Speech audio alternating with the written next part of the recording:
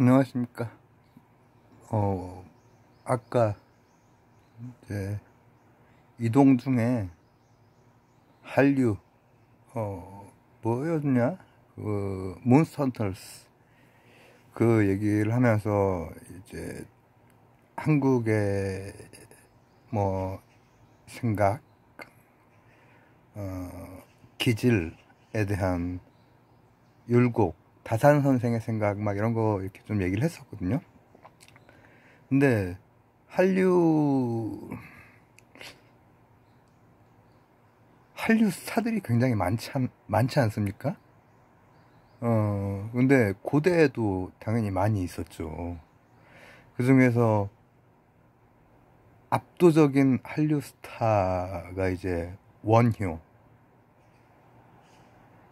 해동소라고 하는 겁니다. 대승기 신문소를 얘기를 하는 건데, 이거 전에 제가 한번 얘기한 적이 언젠가 있는 것 같은데, 때는 1990년대, 뭐, 모월, 모일, 새벽 한 2시? 3시 쯤에 제가 그 해동소를 읽다가 너무 막, 와, 어떤 형언하기 힘든 느낌을 받은 구절이 있어요. 어, 아니, 불이사상인,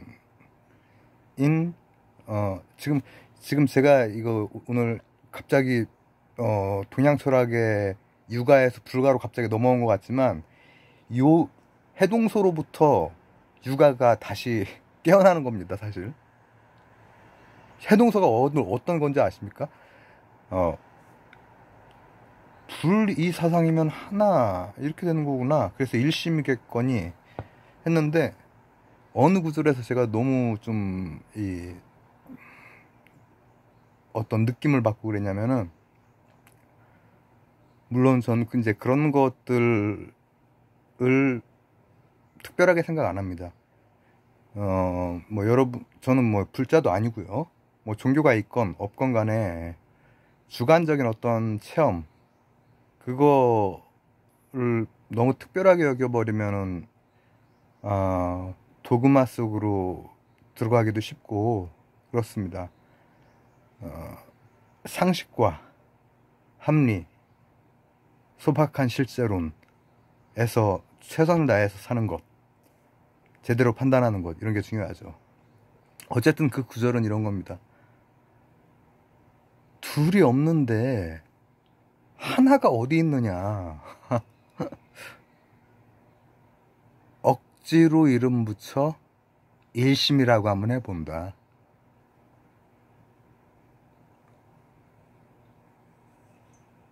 둘이 없다면은 하나가 어디 있냐는 거예요. 내가 그때 그 느낌을 제가 표현을 잘 하기가 되게 어려운데, 막혔던 질문이 팍 풀리는 것처럼 그런 느낌이 있었어요. 그러나 이제 그 이후에도 또 계속되는, 아, 뭐가 궁극의 방향일까? 이거는 계속되지만 중요한 결절점이었던 것 같긴 해요. 이제 한 20대 한 초중반, 이제 막 해동소를 읽을 수 있을 정도의 독서가 좀 된, 해동소 그냥 읽을 수는 없습니다. 이, 어, 일단은 중론이 일단, 중론과, 아, 육아론은 육아가 아니라, 육아행파, 즉, 공사상과 유식사상의 종합이거든요. 해동소가. 그렇게 대단한 거예요. 원효대사가 한 게, 우리, 아유,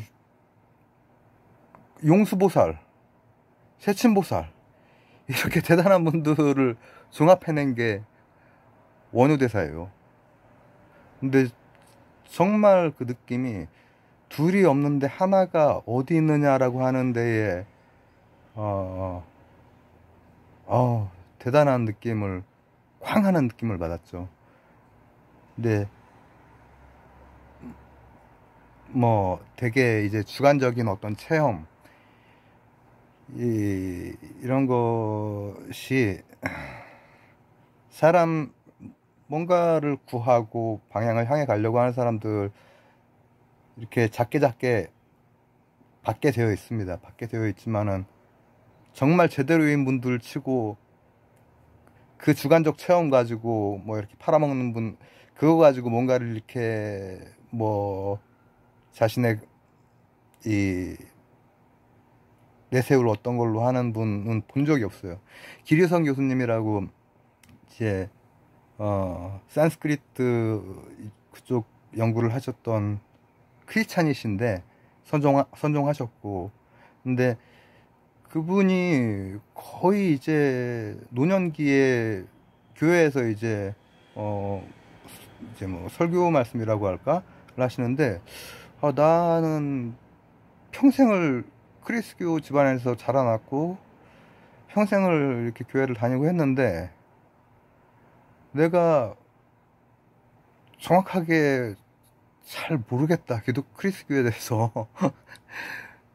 나이가 이신론자인지 유일신론자인지 이것도 잘 모르겠고, 이렇게 하시더라고요.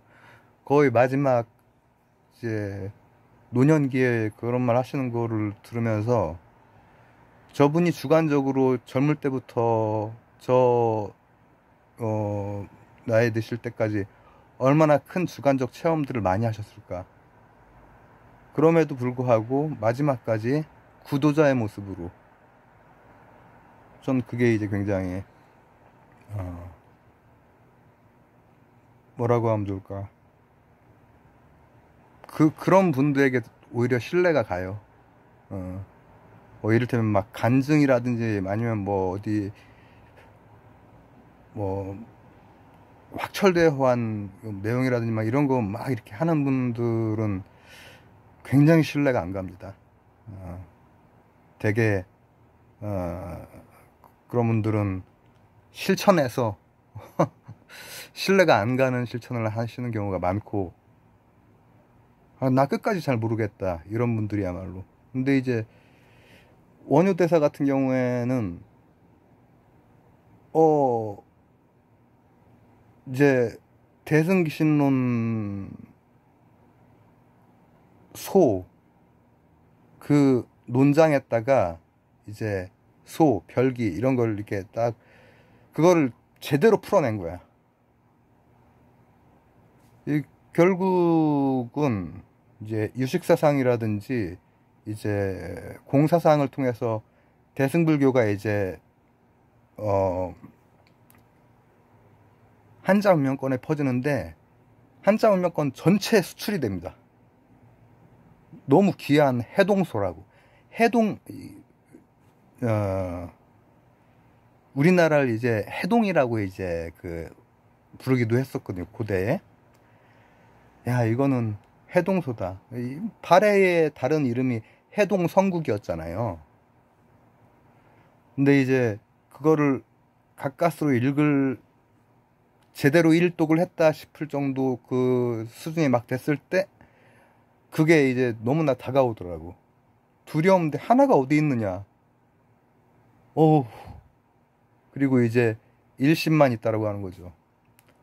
근데 제가 갑자기 유불도 막 왔다 갔다 이렇게 하려고 하는 게 아니라, 유가 하나하나 핵심적인 개념들 한 번씩 이렇게 살펴보자 이런 생각을 하다가, 신유학부터는 어차피 불가와 도가 이게 되게 중요하다고 했잖아요. 특히 불가가 중요한데, 그 불가에서 이제 굉장히 중요한 작업을 하신 분이 고구려의 승랑대사, 영향이 굉장히 많이 들어가 있고요, 한자문명권에. 이분의 여러 가지 것들도 지금 일부 이제 흔적만 나와 있는데 발견이 언젠가 될 겁니다. 그리고 원효대사 해동소는 너무 유명하기 때문에, 그래서 이제 그 해동소에서 이제 뭐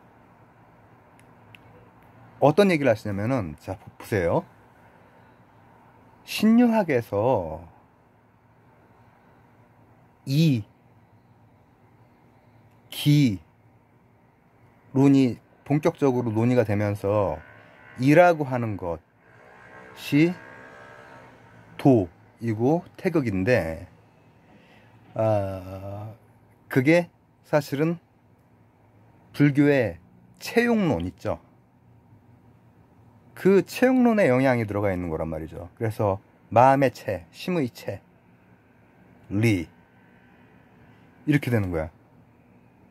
그러니까 퇴계 선생이나 율곡 선생이 경을 통해서 다가가려고 했던 성, 이게 마음의 채인 거예요. 근데 야, 육아가, 야, 그런 생각을 이제 다 하기 시작했어? 언제부터 했어? 결국은 주자학으로 이제 체계가 잡히는 그 시기 이후가 되는 건데, 그 앞쪽에 7세기에 잘 해결이 안 돼. 한자 문명권에서 이 산스크리트라고 하는 완전히 다른 언어가 이제 넘어오긴 넘어왔죠. 쿠마라지바 선생, 또 현장법사가 넘어왔어요. 우리는 되게 쿠마라지바 선생의 걸 읽습니다. 금강경 같은 거. 한 7대3 정도라고 해요. 대개는 쿠마라지바 선생이 중국적으로 번역을 해놔가지고 읽기가 편해요. 잘하는 분들에게. 우리한테는 다 어렵지 뭐, 사실 한문이. 근데 인상적인 표현 중에서 이런 게 있어요. 이 성리학이 나올 수 있었던 것은 결국 채용론에서의 그 채에 대한, 도에 대한, 도학이라고 하면 도가만 말하는 게 아닙니다. 도학자 이렇게 하면 육아에서도 이제 그걸 깨달은 분들 얘기하는 거예요. 근데 이런 표현이 나옵니다. 그 일심의 정체에 대해서, 두려움인데 하나가 어디 있냐. 그리고 유식 또 공, 요 두 개에 대해서 하나하나 정말 그 뭐라고 합니까, 스마트하게 다 비판을 해 놓으시거든요. 물론 이제 유식사상에 대한 유식사상이라기보다는 이 아비달마 시기에 구사론 부파불교에 대한 겁니다. 그래서 이제 소승법과 대승법이 다르다, 대승기신론 얘기를 하시는데, 왜냐하면 부파불교 중에서 일부는 이제 언제나 이 원래 설명하려고 했던 그 도구가 자체가 다르마가 되는 거야. 법이 돼버리는 거야. 그거를 깨는 작업도 하세요. 그래서 이 소승과 대승을 구별을 하시면서도 이 대승 안에 그 소승의 그 내용이 사실 들어가 있는 거다, 그 얘기도 하시는데, 제가 지금 그 대승기신론 전체를 다루려고 하는 게 아니니까 이 체에 대해서 어떻게 말씀을 하시냐면은,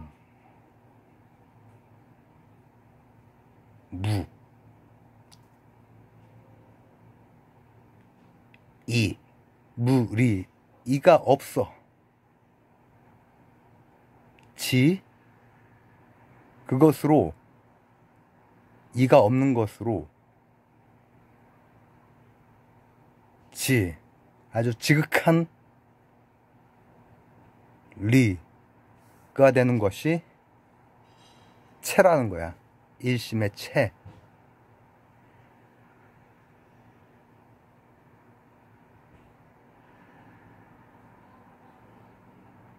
성리학이 주자가 주렴교 선생, 정희 형제, 장제 선생 원효 다 읽어봤거든. 해동소는 귀한 책이야. 한자 운명권의 엄청난 그 책이란 말이죠.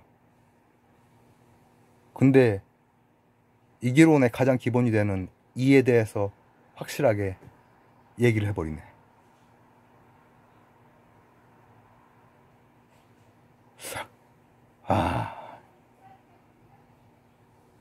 무, 이, 의 지극한 이치, 이야말로 궁극적인 체라는 거야.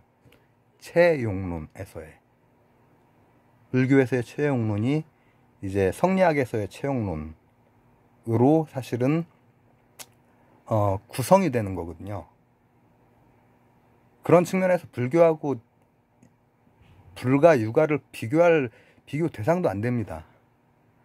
굉장히 어려운 작업이고 한데, 그 일심에 대해서 그리고 그 체에 대해서 그렇게 말씀을 하세요. 그리고 그게 한류가 돼가지고 한자 운명권에 쫙 퍼지는 겁니다.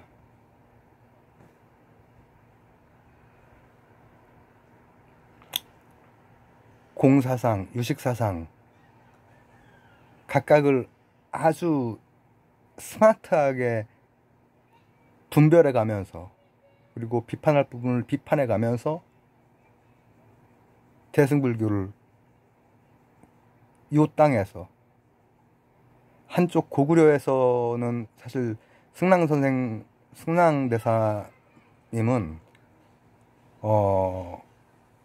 이제 중론에 대한 전문가셨고요. 공사상. 그리고 원효 선생님은 대승에 대한 최고의 한자 운명권의 한류 그냥 스타였죠.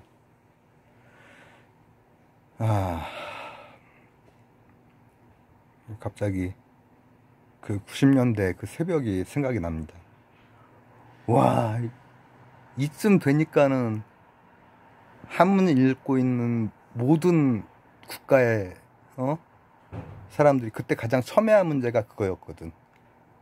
7세기의 가장 첨예한 문제가 바로 불교에서 이제 유식과 공, 이게 논리가, 이 산스크리트 논리가 가면 갈수록 너무나 복잡하고 막 갈라져 버리는 것 같고 막 그렇거든. 근데 그걸 다 하나하나씩 분별해내시고, 특히나 나중에 신유학에도 굉장히 영향을 주는, 그리고 양명학에까지도 영향을 주는 그런 토대들을 누가 했냐.